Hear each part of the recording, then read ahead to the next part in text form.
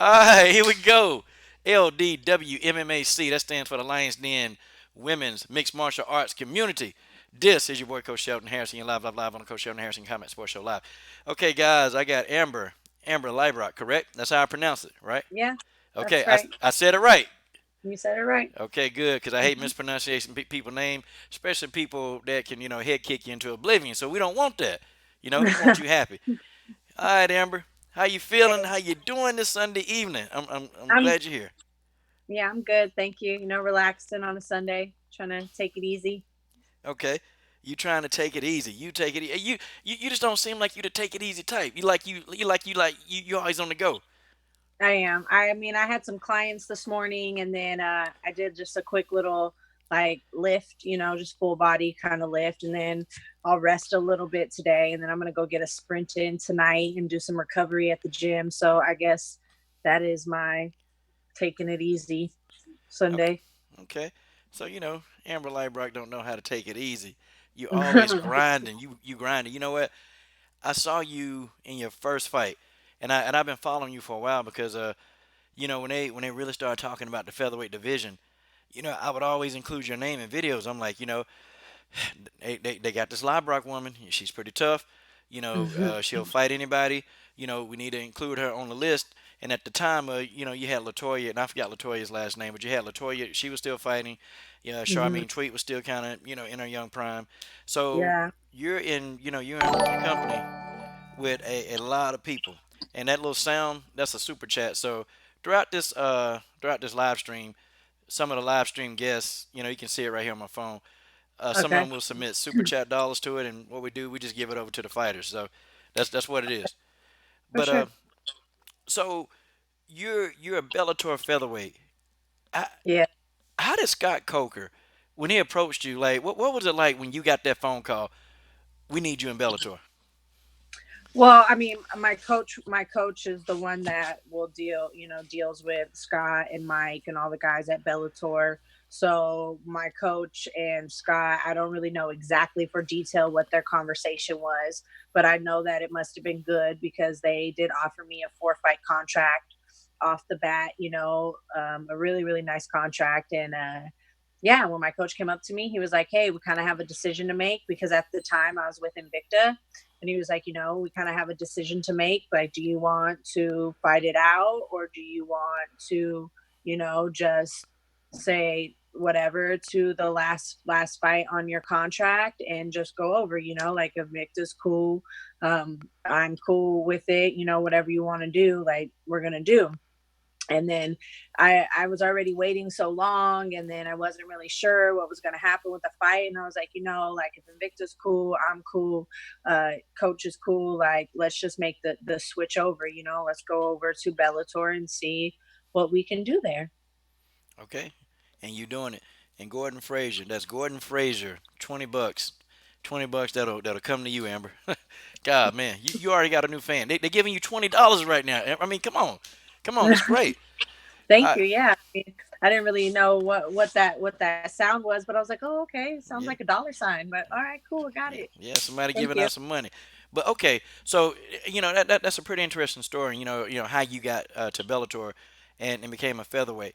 Um, did you start out as a featherweight, or did you have to build your way up to that weight? No, I've always been a featherweight. I've never fought at a lower weight. Um, Even when I did jujitsu, I always fought at like the medium heavyweight. So it was the bigger of the girls in the weight classes. But yeah, I've always been a featherweight. Okay, always a featherweight.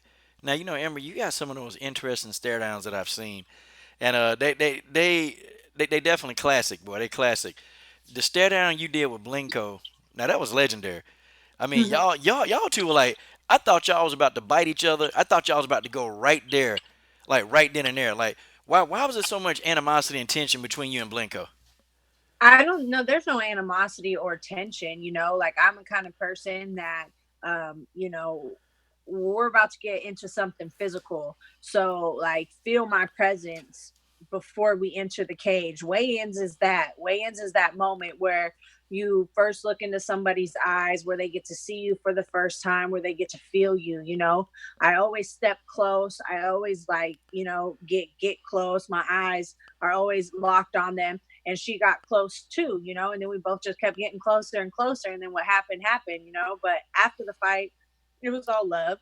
Nobody was mad. Like, I think Arlene's an amazing person, amazing fighter. It's just that's just how it is. And I feel like people want to watch something too, like weigh-ins. Like, it's an intense moment. Like, what we're doing is an intense thing. So just I'm always intense. Like, feel it, feel the intensity. So is that like a rush? Cause it like you was having fun. Yeah, it is. It's like a whole. It's like, ooh, it's like the meet and greet before the fight. Like, where you're gonna feel it. For me, it pumps me up. Like, I like it. I like to have an exciting, like energy filled weigh-ins. Like, that's the fun part. Like, it's a whole experience for me, and I really do enjoy all of it. Have you ever had somebody take a swing at you? No, no, no, no, no, no, no. Okay. I always wondered that though, right? Or what if like somebody shoved you, because like I'm really clumsy like already, and so like what if somebody like pushed you and you fell? Like, how embarrassed would you be if you're like all super super close, they push you, you fell over? But no, I've never had anybody like ever like shove me or put their hands on me like that. I can picture you getting up trying to whoop somebody's ass. Hey. Yeah. Fuck. Oh, Oh and my. I forgot to tell you. You can be raw and uncut. Okay, I meant to tell you that you can. So I don't know, like most if interviews they tell you that, but here you can be raw and uncut. You don't. You can. Okay. Whatever you think, go ahead, just let it out. I'm good with that. As For long sure. as you just having fun, I don't care. Okay, so Okay. For sure. Thank you. girl, you are so welcome. I'm gonna tell Hmm. you, I watch your fight, and I always tell people, Amber Leibrock is 3-3. I say, just like you and Janae Harden, I say, you know what? Don't look at that record, okay? That record means nothing. Okay, there's a skill set lying dormant within that person, and I always tell people that Amber Leibrock is probably the dark horse. That's the person that's got For like sure. a great skill set that hadn't always come out yet. Everything ain't come together yet. But when it comes together and everything clicks, you're gonna be unstoppable. I want to tell you one fight, Thank and I you. I got to give you props. You had Megan Anderson stunned, okay, and that was a huge fight. In the first round, you were landing some good shots, and I actually thought you were about to close the show. You did Yeah. some good things in that fight, and you've evolved since that fight. So I mean, Yeah. Oh yeah. take me back to round one of that fight. Like, did you think like you were about to close the show? I didn't know what was happening, Like, I had a pro career of like 37 seconds, That was my second pro fight ever. I wasn't really sure. I didn't really know everything that I bit off, Like, in my head, I was like, yeah, it's whatever, cakewalk, whoop whoop. But after the first hand landed, I didn't really have anything else to follow up after that. So in my head, I was like, oh shit, like that was it. That was supposed to be the punch. That was supposed to be the one that ended it, and it didn't. So I think it kind of just mentally messed me up a little bit, kind of mind fucked me when I just didn't have any more in the arsenal after that right hand. But I'm a completely different fighter now. Like, the things that are I have evolved into, like that fight is nothing compared to what I am or what I can do now. But it was fun. It was fun, and it's always nice to know that in the back of my head. Like, all right, well, even with only 37 seconds of a pro career, like, you still touched one of the best, and her knees went wobbly. You know what I mean? Like, I touched her for real. So that's always like good, especially with having like the kind of record I have right now, and like go and do the things that I was going through mentally. Like, that was one of the things that I hold on to as a positive, on not just a negative. See, I take almost the exact same view. I looked at that fight, and I watch it. See, I sit back and I analyze fights. And it's weird how I started covering women's MMA. Trust me, it wasn't. It was by force because I was doing boxing, and I still do some boxing now. But I had no desire to cover women's MMA. But when I started looking at the technicality that you guys use. Okay, you guys are so much more technical than the men because you guys don't have some of the athleticism and a brute strength. So you have to rely on techniques. And when I broke your fight down when I was watching you fight Megan, and I'm like, wow, she's really got a lot of tools in the arsenal. Like there's a lot of tools there. And I said, man, in about 6 years, she's gonna be like unbeatable. And I saw some of the tools. I even saw you early on. You were using range very well, and you kept Yeah. setting up the overhand right. That overhand right, man, that is a money punch. And that thing, you know how to land it at will, and it's like you've got it down to a science. I want you to explain to like the casual fans here. You don't do that punch. You're not landing that punch by, it's not by accident. How are you setting that up to be so successful? I mean, there's a lot of ways to set that up. You set that up off of a very lazy jab, but I like to be a rangy fighter. I'm long, I'm tall, so I like to use all of my long weapons. As far as the right hand, I like the right hand. It's long, it's fast, it seems to land. I like it to come off of their jab, off my jab. And it's a fun punch, because if it lands right, like it's gonna put someone to sleep. So I try to perfect that one as much as I possibly can, like throughout my training weeks. Wow. Well, you know what? It actually, it's looking sharp, and you're using that to your advantage because you're almost 6 feet tall. And, I'm like, damn, man. Could you imagine, like, you got your full range on somebody, and you hit them, man, they going to sleep. It's night night. Yeah. So, That's the plan for sure. tell me about your team, the people that you train with daily, your coaches. Tell me about them because you're here, but there's somebody behind the building of Amber Leibrock. Absolutely. I train at CSA, and with head coach Kirian Fitzgibbons, my MMA coach Darren Yama Nunez. I can never say his last name right, so I probably butchered that. I train my wrestling with Team Alpha Male. Their wrestling, our wrestling coach is Alex Munoz, an up and comer over there at Team Alpha Male. Has been fighting on the Contender Series. Yeah, we go up there and cross train sometimes, but I have the best coaching staff in the world. They're good at everything they do, from striking to grappling to MMA grappling to jiu-jitsu to wrestling. It's all starting to kind of come together. And the beautiful thing about my head coach Kirian is that if there's something lacking, like he has no problem bringing in the best of the best to help his team, to do whatever he can to help his team. As you can see, he was cornering some of the alpha male guys last night in the UFC, and our striking is really good because of him. Coach Kirian is a striking specialist, and he is starting to adapt it not just for Muay Thai but also MMA. And he's literally the best, to me, the best striking coach in the world. He's just the best coach in the world, really. Like, he takes care of all of us, and he really has a really good team. He has a good fight team, good female team. Like, he's the header, the seer of all when it comes to us. He's very hands on with all of his fighters, amateurs, pro, and even members at the gym. So we got a really good thing going on over there at CSA. Train with some of the best in the world.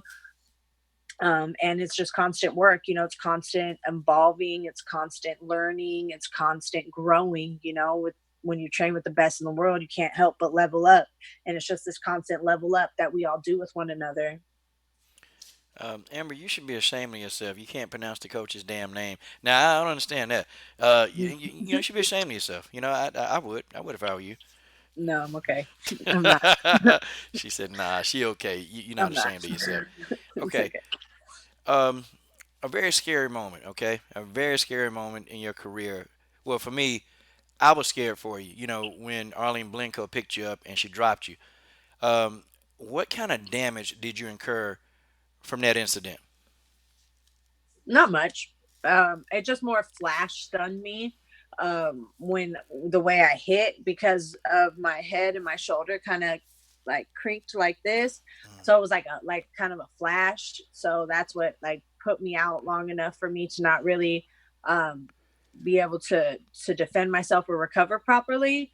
But I think I was just mostly sore. I had like a little issue with my trap for a little while, but there was nothing significant that happened or that I needed to have done. Yeah, cause I was like, man, this a young hot prospect, man. She got so much talent ahead of her. And I was saying, okay, please don't be hurt. My first reaction, I was like, oh, that's what I said. And I'm like, Yeah, man, but don't let this, because this girl got a lot of potential. In the big future, she's gonna be something. So I was really really praying. I was like, man, I hope she get up. And when you got up, I was like, okay, all right. Leibrock yeah, got up. I was like, but I hope, and I was hoping that there were no long term effects because I actually wanted to see you fight again. yeah. No, it wasn't. I was back. I fought February, just what, 6 months after that. So that was okay. It was just like sore, nothing major though. I mean, it was for sure like a slam. She picked me up like 5 feet off the ground, but is And you, what it is. You're winning it till you're not, and then I thought you were gonna cinch that armbar in because it looked like you had it, and I'm like, damn, she's got this armbar. Okay, all right, and she's got her, and I thought you were gonna keep, like get that armbar locked in, but man, God, it was so close. It was so close. sometimes, sometimes in life you got to learn to just let go. You know, Yeah, to just let go. But I guess that's a life lesson for all. Sometimes just let go. It's okay. but that's the But championship mind. That's the championship mindset that you got though. That's that champion mindset. and it was great to fight Arlene. I know that me and Arlene will see each other again. Like she is one of the best in the world. She's a vet, and it was an honor to share the cage with her. But I would like to share the cage with her again when I'm at my full potential, mentally and physically. I'm gonna tell you though, one of the best fights that I ever saw you fight, you fought against Marina Shafir, and that's the first time. No, that wasn't the first time I saw you fight because I saw an amateur fight with you and Pam Bam Sorensen. I got to see that, but you fought Marina Shafir, and I'm gonna tell you something. You Everything went right for you in that fight, like everything. And Hmm. you were on the undercard. You fought actually in Invicta with Cyborg. And she fought Bragg Mobile that day. And I watched that Yeah. fight. I watched the whole card. But you look sensational. So, what kind of mental preparation did you have for Shafir? I think that was just kind of like stupidity, really. I didn't really know what was going to happen. I didn't really understand the magnitude of the fight. I didn't really understand the magnitude of the opponent. So when I went in there, I was just like, whatever, like, well, whatever happens happens. Like, I have nothing to lose here. I've got everything to gain. And I wasn't really thinking much. That's when I was with my old team, and so I wasn't really thinking much except just go in there and try. But everything did go right that night. That was a good night for sure. Yeah, definitely proud of you. I mean, it was a good thing. 'Cause I was like, man, you know what? This kid is going. Well, you're not a kid, but I'm just saying. I'm saying that in my head. She going places. Okay, now we got a question in the comment thread, Amber. They finally warming up. They finally want to ask Amber Leibrock a question, and you should have been asked a question. Okay. All right, Reggie the Tree. That's his name. His name is Reggie the Tree. He said, Okay. what does true courage mean to you as a fighter? True courage to me would mean to just keep trying, to never give up, like doing it, even though you're completely terrified of it. And like, even though it's not been going right, to constantly still get up every day and keep trying and keep working for it and keep going. Like, to me, that's courage. Okay. Reggie, that's a good question, okay? George Page. Now, Amber, I think he's going to ask you a rhetorical question, but I'm going to ask it anyway. He said, would you want to take on Julia Budd? I mean, absolutely, right? That's the goal. She's got the belt, and that's what I'm working for. I'm going to climb that ladder. Just took a few steps back. Now I just got to take a few steps forward, but that's definitely the goal, is that belt. When you completely at your best, I think you're almost unstoppable. I'm talking about, and you've mentioned the mental part 3 times. Um, could you kind of shed some light on just the mental part of this? Like why is that so important? Because I look at you and I see your sparring videos, your training videos, and physically, God has given you the tool sets physically. So could you tell us about your mental and things that the mental can do? Well, I mean, your mental can turn on you, and for me, my last two fights, that's kind of what happened. I wasn't um, mentally confident in my skill set, constantly doubting myself. Should I be here? Am I as good as these girls? Should I be fighting with the best in the world? Who am I? Like my identity. I was really suffering with my identity for a while, like confidence issues, like all that stuff plays a part. If you don't believe in yourself, it doesn't matter how good you are in the training room, if you can't go out there on in the cage, on the field, whatever, and truly deep down inside believe you're the best in the world, you can be as good as you want, and for me, that's what I was suffering with, that I wasn't fully fully believing like I am the best in the world, and that's a big difference from where I was to where I am now, because now I don't need to believe. I know I am the best in the world, and it's just going to take my time to show it. Everyone's journey is different, but I know in the bottom of my heart I am the best in the world. A couple months ago, back when I fought Arlene and Amanda, I wasn't there. I wasn't the same person I am today, and I wasn't fully confident in myself or my skill set or my abilities. And there was a lot of doubt, a lot of self doubt, and a lot of, you just can't do this, you shouldn't be in there with them. But there's a lot different now, I've done a lot of work these last, from February to now. I've done a lot of work mentally. I've hooked up with my sports psychologist. I um, have changed a lot of things in my everyday life. I've cut people out of my life. I've taken all the steps I need to, that's going to start my journey back to my self discovery pretty much. And knowing I'm not where I need to be or where I want to be 100%, because every day there's growth, but I'm definitely not the same person I was back in February. And these next performances are going to show people just that. I'm motivated right now. I just got inspired by that. What? I man, okay. So I'm glad that you're taking that stance because I mean, have you ever like you ever look at yourself in the mirror and you ever say, you know what, like, because I keep saying, you got the physical tools. Like, have you ever just looked at yourself and said, damn, you know what, physically, I know I can do this. Like, have you ever seen what other people see?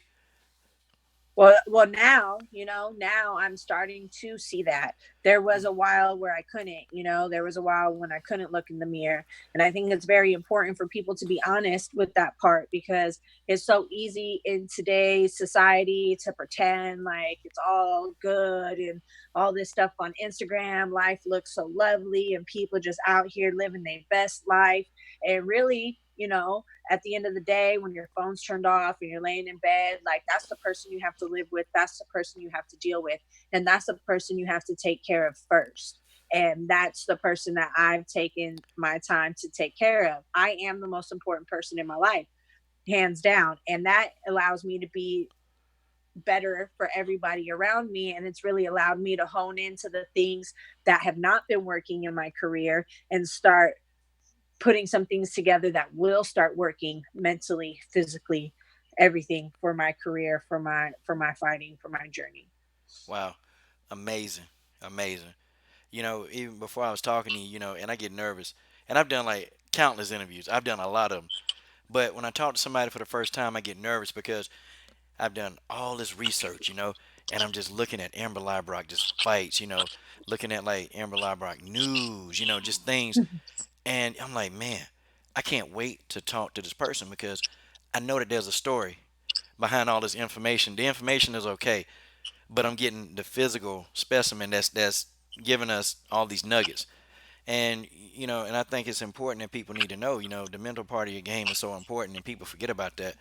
Um, but and so I definitely want to thank you. Okay, you have some questions now. And I'm sorry, I just been really getting into what you were saying, and I've That's ignored these questions. okay. Um, okay, Combo Breaker 99 asks you, do you stay close to fight weight on your off days or in between fights? Yeah, Yeah, I don't walk around too heavy. I'm a lean, mean fighting machine, so I don't like to walk around any more than, you know, 15, 20 pounds above weight, try to cut as least amount of weight as possible coming up to the fight. Yeah. Now, did you see? I don't know. You may have watched the fights. Did you see like how much weight Aspen Ladd had to cut?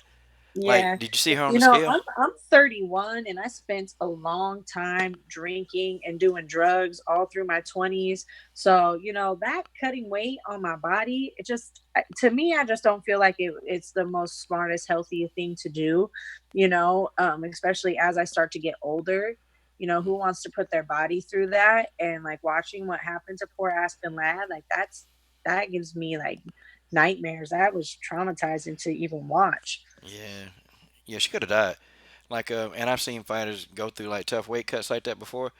But because when your body, you can't when your body don't have water, then it'll take it from the muscles, and when it can't get any more from the muscles, it begin to steal the water Right. out of your organs, and then to hydrate itself. And she was looking like she was about to take a trip to the hospital, and it affect. I think to me it affected her fight. I thought all of that she brought that into the octagon, so I was like, man, Yeah, especially when you're about to get hit in the head by the Iron Lady, like you might want to just be, as healthy as possible because that punch that did it. All it took was one. damn, yeah, it took one punch. Wow, and that's a good question. Now, she seemed like she really intelligent. Don't ask any stupid questions here, okay? Uh, okay, okay, George Page. No, I'm sorry, Leon Cavo. That's a cool name. Did you see? Okay, did you see 145-pound fights on Bellator 224? Okay, and he's asking you, who do you want next? Like right now, if you can think of a name. Um, I can't really think of a name. Pretty much after the last two outings, I fought some big names. So whoever Bellator is going to give me, that's who I want. And that's going to happen real soon here. So I'm really just ready for whoever they're going to offer me. I of course I want to be like, oh, give me this girl out of the top 10, like let's do this. But after my last two, like I'm willing to do whatever Bellator wants me to do. I'm not really in the league, the position to be making demands at the moment.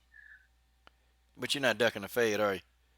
No, absolutely not. Like whoever's ready, let's go. Like we're coming home. You know what I mean? San Jose, that place is going to be packed and roaring once again. So whoever wants it, let's go. She said, whoever want it, they can get it. I like it. Hey, okay.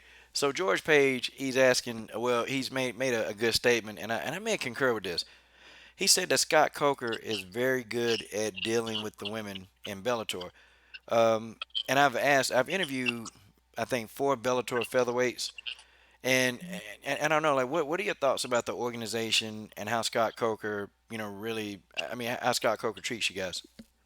I mean, I've always been treated amazing, like I've never we sometimes get our own locker rooms where it's just like one of us in our own little space. Like, we've always get like good hopes. Like they always hook us up with our room. They always make sure our coach has a room. Like, I don't know. They've always treated me really, really well. So I've never had any off or any reason to feel like, oh, I don't want to be at Bellator. Like, people ask me all the time, well, when are you going to go to the UFC? Don't you want to go to the UFC? And honestly, Bellator treats me amazing. Why would I ever leave? Yeah, and this whole thing, and this may lead me into another question here. Um, what are your thoughts on how like they're actually treating the featherweight division as a whole in the UFC, and and just I don't know, maybe you can shed some light on why you think it is, and what your thoughts are. I mean, I don't ever want to say like that they're not treating their fighters well because I don't know. I'm not one of their fighters, and every fighter that I do talk to that comes from the UFC that I know, they do get treated really well. Do I think that they're putting the time, effort, and energy into the featherweight division that it needs to grow? No. Was that show supposed to do that? Yeah, but all those featherweights are now fighting bantamweight, so when all the featherweights got really upset about the show and being like, oh, they just hired a bunch of bantamweights. These girls are just trying to get into the UFC. They just want their contracts. That's exactly what happened. The featherweights didn't stay featherweights. A lot of them went to bantamweight. So it didn't add anything to our division. And our division isn't a huge one, so it needs some love. It needs some TLC. It needs some tender love and care. You got to go out, you got to search for these girls, and you got to give people opportunities to prove themselves. Okay. Now, I am Leon. I'm gonna ask this question, but I'm not gonna, ask her a lot of questions on this because I don't want to put too much focus on somebody else. Because this is an Amber Leibrock's interview, and so we'll talk about a few fighters. But you can ask the cyborg question once, but I'm not gonna keep asking questions about it. So, guys, and he asked you, what are your thoughts on Chris Cyborg potentially coming to Bellator? I mean, if they're not going to treat her right, like, she got to make moves too. At some point, she has to make decisions for her career. I know Chris. Chris comes to CSA every now and then. She's trained with Coach Carrion. She's done a camp there. And if they're not going to give her girls to fight or treat her right, like, why would she stay? You Mm. know.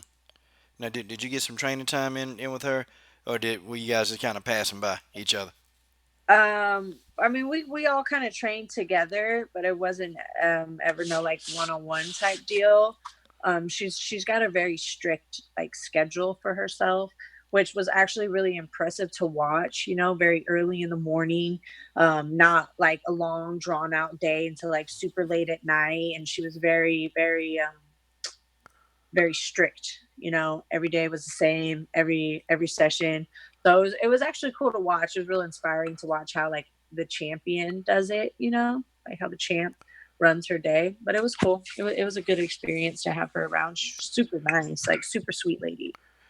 Yeah, especially if you're a featherweight, she's gonna be nice to you, cause y'all keeping the division alive, and you Well, still I mean, young.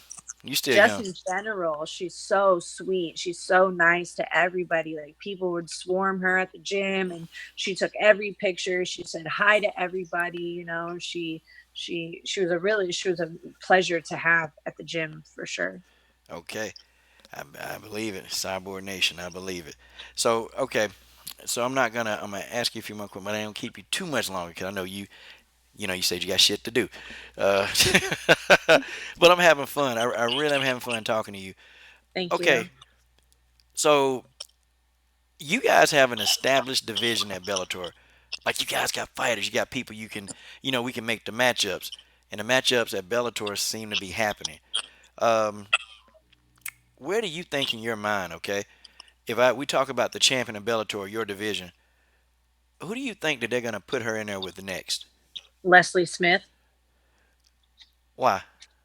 I mean, why not? Right? Who else would challenge? Who else is there to challenge her right now? You know, Arlene, the third fight. I think Leslie Smith showed a lot of good stuff in her Bellator debut. I think that you know it was a really really good fight, and I think Leslie Smith is a vet, and I think just off that alone, like, Leslie Smith can more than take a title fight, and I wouldn't be mad at it. Wow. Hey, she says she ain't mad at it, man. She ain't mad at it. Wow. I can't wait. I can't wait till it's your time. I can't wait because Oh, you still me young. too. 31 is young. I mean, so don't Yeah. don't think you're old. Your past is your past. You're a young woman. So I can't wait till it's your time because you're gonna be that person, the person that, hey, look, I did this. I got it done. So you can get it done. Like, you're gonna be an inspiration to a lot of people, not just fighters Thank but you. people. So Thank I really appreciate you being honest and just sharing your story. It's pretty cool. you Uh, for sure. okay, so now it's time to kind of really, really, really give you this nice little quiz that I came up for you. Now, let's see if you can get a 100 on it. I'm pretty sure you do. Okay, all right. This Don't expect much, people. Don't expect much. I'm No. expecting a lot from you. I'm expecting a whole lot because you're Amber Leibrock. What do you mean? How could I not Okay. expect the best? You're the best. Okay? And it's already, we put it out there in the atmosphere. Okay. How long did it take you? Now I'm going to ask you a question, something you can answer. Okay. All right. Where are you from? Hayward, California. Okay, that was easy. See? Hey, you got that The right. the Bay Area. The Bay Area. Okay. Oakland. Born and Oakland. raised. Okay. Oh, Yeah. okay. So I didn't know you was from the Bay Area. Ah, Yeah. I'm like 10 minutes from Oakland. really? Do you spend a lot of Mhm. time in Oakland? Uh, not too much. Like I've spent time in Oakland, yeah, but not too much. Yeah, yeah, yeah. Go get the food. The Oakland got amazing food, so you know it's a good place to go get some eats. That's what it do. All right. Amber do what it do. Okay. How long did it take you to knock out Marina Shafir? 27 seconds. Wrong. Wrong? I got Very. my own question wrong. Yes, you did. It's not 27 seconds. Sorry. 20, 30 something seconds. Okay, I'm gonna give it to you. 37 secons. To, 37. I mean, yeah, that was close. I said 27. yeah, but That was it's a not while ago. 37. That's 10 That was a seconds. while Okay, ago. you got that wrong. Okay, don't worry about it. Don't worry about it. Hey, we're gonna get the next one right. Okay. All right. I'm messing with you. You know I'm messing with you. Okay. No, You of did good. course. Okay. Uh oh, I lost you. That's okay. I got you back. I got you back. There you go. Sorry. All right. Name an opponent that you and Holly Holm have in common. Megan Anderson. Exactly right. God, oh, hey, you doing it big. Okay, where is King Henry Cejudo from? Where's he from? Uh huh. I don't know. Arizona? You got to be kidding me. That's King Henry I don't Cejudo. know. Yeah, It's I don't know. King. Oh, okay. Nah, nah, nah. He's not from Arizona. I tell you what. Somebody in That's the where he comment. trains in Okay, Arizona. he trains in Arizona. Tell you what. Somebody in the comment section provide the answer, okay? And I'm gonna see if you guys can get it right. Don't look at Amber like she don't know. Amber knows. I Amber's the don't know. guest. Okay. Well, I Don't mean, know. I think she's playing with us. Okay, great. All right, last question. Last question. Okay. All right. Who is the headliner for Bellator 224? The one that just happened, Julie Budd and Olga. Good job. Good job. Okay. See? All right. Good job. You answered it right. See, Yeah. I can't have you getting too many wrong. I can't do that. Okay. All Thanks. right. Yeah. But well, Ember, definitely. Hey, listen, I really appreciate. Oh, I wanted to ask you one more thing. And girl, when I was looking at your website, well, you promote CBD oil.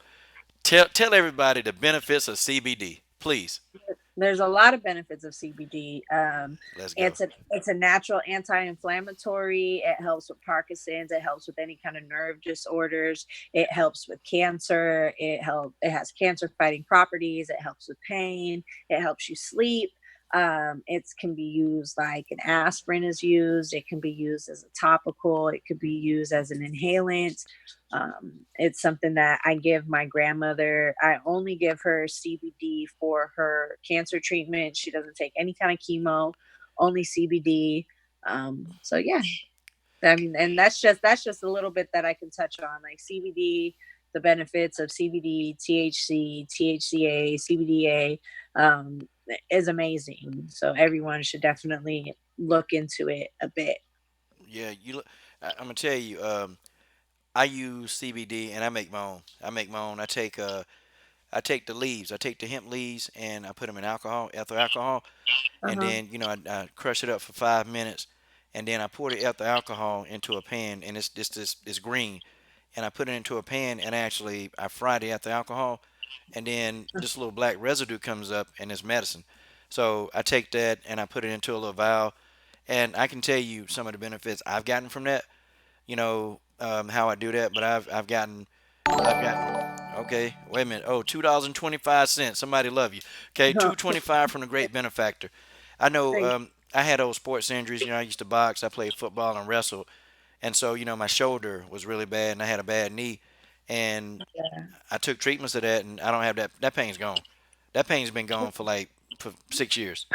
So Yeah, I give my dog CBD. I give my grandma CBD. I give myself, CBD. I just think that it's such a benefit, especially if you can find it pure, like the Pure Spectrum company that I you see me promoting and talking about, because then you don't have to worry about it during your fight camps, if it's like a 1-in-1 or a 1-in-18, like you don't have to worry about it having any kind of THC in it. And I think a lot of people get scared, like, oh, I'm gonna get high, like I don't want to be a drug addict, I don't want to get high, I don't want to do weed.